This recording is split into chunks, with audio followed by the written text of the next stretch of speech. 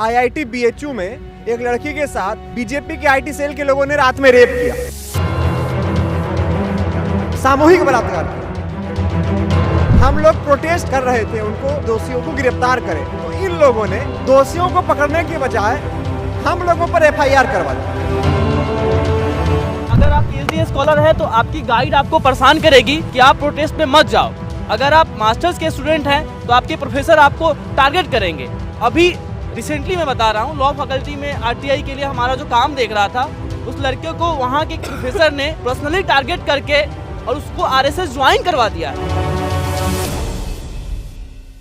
Can I ask you, what is the basic idea of a university? See, a basic idea of the university is that you train people who are able to think logically and who essentially have scientific temper of mind.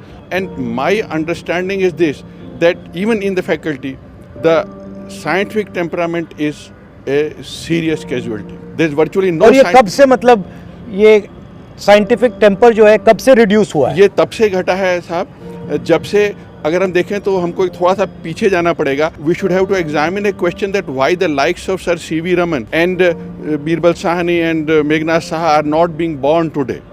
To me, they are not being born today because of the general atmosphere in the society, because good science essentially requires a rebellious society, a society which can rebel against the ideas.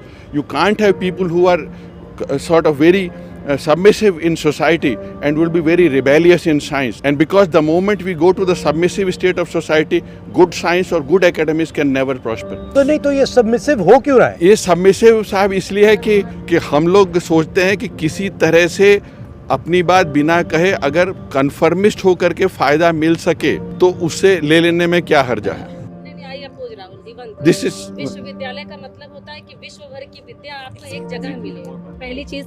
दूसरी बात यह है कि विश्वविद्यालय एक ऐसी जगह होती है जहाँ पे बच्चा अभिव्यक्ति सीखता है, चेतना सीखता है. ठीक है, हमारे यहाँ बच्चे किसी भी चीज़ के लिए प्रोटेस्ट करते तो या तो उनके नाम पे FIR हो जाता है या तो उनको निकाल दिया जाता है. आप कह रहे हैं कि सबमिसिव सोसाइटी है, बट उसी सबमिसिव सोसाइटी में अहंकार बढ़ता जा रहा है. सर, अगर सबमिसिव है तो उसके पास ज्ञान नहीं है, जहाँ ज्ञान नहीं है वहाँ अहंकार है, सीधी सी बात है.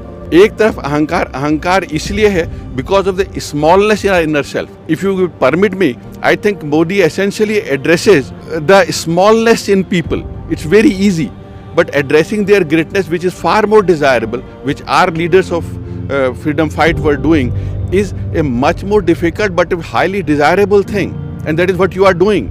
हमारे यहाँ सबसे बड़ी जो प्रॉब्लम्स आ रही है रिक्रूटमेंट को लेकर के, अब पहले NTA करके नेशनल टेस्टिंग एजेंसी करके कॉमन एंट्रेंसेस GRE GMAT का एग्ज़ाम लिया जाता था. इन लोगों ने उसी फॉर्मेट को तो फॉलो किया है, लेकिन फिशी आइडिया ये है कि ये सारे के सारे डेटा अपने पास रख रहे हैं. They are centralising the data.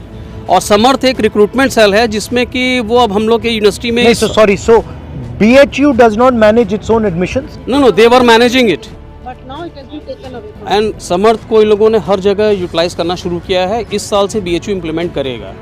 जितने भी रिक्रूटमेंट होंगे वो समर्थ के पास सारे डेटाबेस रहेंगे. सर, ये बहुत बड़ा खतरा रहेगा यदि हमारी पूरी इन्फॉर्मेशन एक ऐसी प्राइवेट संस्था के पास रहे. हमारी कितनी सैलरी आ रही है, हमारे क्या पैन कार्ड का नंबर क्या, आधार कार्ड के नंबर क्या, मतलब ऐसे तो हमारे इन्फॉर्मेशन डिस्ट्रीब्यूटेड है. हमारी जो यूनिवर्सिटीज़ हैं उन्हें ऑटोनॉमी दी गई थी, ऑटोनॉमस ऑर्गेनाइजेशंस के नाम से उनको जाना जाता है, but autonomy has been technically killed nowadays.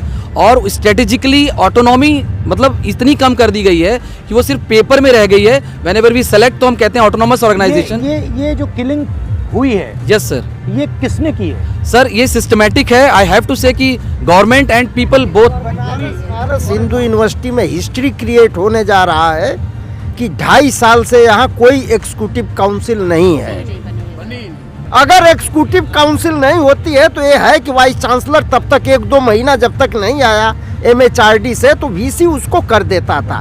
Emergency power वो है, लेकिन वो इमरजेंसी पावर 2 साल से यूटिलाइज हो रहा है. तो इंडिविजुअल आर्बिट्री पावर 2 साल से. ये सिर्फ यूनिवर्सिटी में नहीं हो रहा है, बट ये हो क्यों रहा है? मतलब जो आपने रेजिस्टेंस की बात की, हाँ, लोग इसका रेजिस्टेंस क्यों नहीं कर रहे हैं कि ये बिल्कुल आर्बिट्री कर रहा है, मैं एक्सेप्ट नहीं करूंगा? The main reason is there are many people who want to benefit from this scheme. वो इससे अपनी चापलूसी करके और इस चीज़ में वो अपना हिस्सेदारी लेके अपने बेनिफिट्स लेते हैं. और इसलिए मैंने जो कहा था शुरू में that along with government people are also responsible.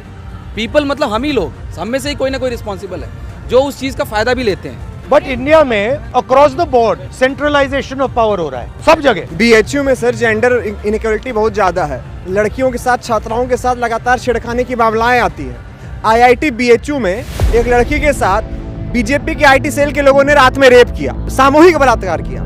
हम लोग प्रोटेस्ट कर रहे थे, उनको मतलब दोषियों को गिरफ्तार करें, तो इन लोगों ने दोषियों को पकड़ने के बजाय हम लोगों पर एफआईआर करवा दी।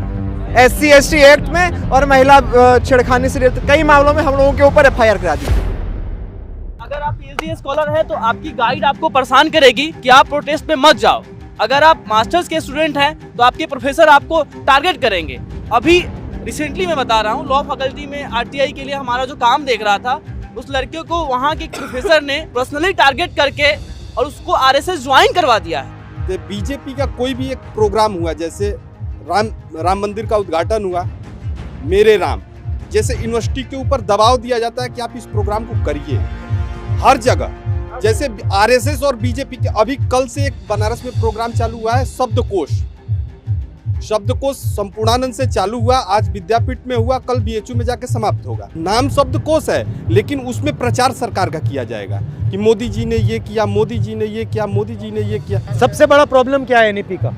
NEP की रियल प्रॉब्लम ये है कि दैट सिस्टम इज टोटली वो बाहर से इंपोर्ट किया गया है, और हमारे यहाँ ना तो इंफ्रास्ट्रक्चर है वैसा, ना ही हमारे स्टूडेंट्स की वो डिमांड है, ना ही टीचर्स उस तरह से ट्रेंड हैं कि उस तरह के एक क्रेडिट सिस्टम से पढ़ाने के लिए। और NEP पूरी तरह से ये यहाँ का सिस्टम है ही नहीं जो यहाँ रिसर्च करके यहाँ पे लाया गया हो, ये बस बेसिकली बाहर से लाके लाद दिया गया टेक्निकली। इसलिए ये बिल्कुल यहाँ पे कभी भी सफल होगा ही नहीं, कभी नहीं होगा। इम्प्लीमेंटेशन का ये फ्लो है कि ये कह रहे हैं कि NEP अगले 40 साल में जो है प्रभावशाली होगा। मतलब 86 में सर हमारी लास्ट एजुकेशन पॉलिसी आई थी, 38 साल में वो जो है उसको स्क्रैप कर दिया है, और ये वाली जो लागू कर रहे हैं इसको पूरी तरह लागू होने में सिर्फ सर इफेक्टिव होने की बात नहीं हो रही, सिर्फ लागू होने में 40 साल लगेगा sir. I believe as an educator, as a teacher, कि NEP की कोई जरूरत नहीं थी, सिर्फ इसको लादा गया है कि ये बीजेपी का एक पॉलिसी है और BJP serious towards education system. वरना इसके पहले के एजुकेशन सिस्टम में सर कोई फ्लॉ नहीं था, it was a very good system. और इसको जो है स्क्रैप करके जैसे संसद भवन सर नया बना दिया, पिछला वाला जो हमारा एजुकेशन पॉलिसी था वो NEP से काफी बढ़िया था।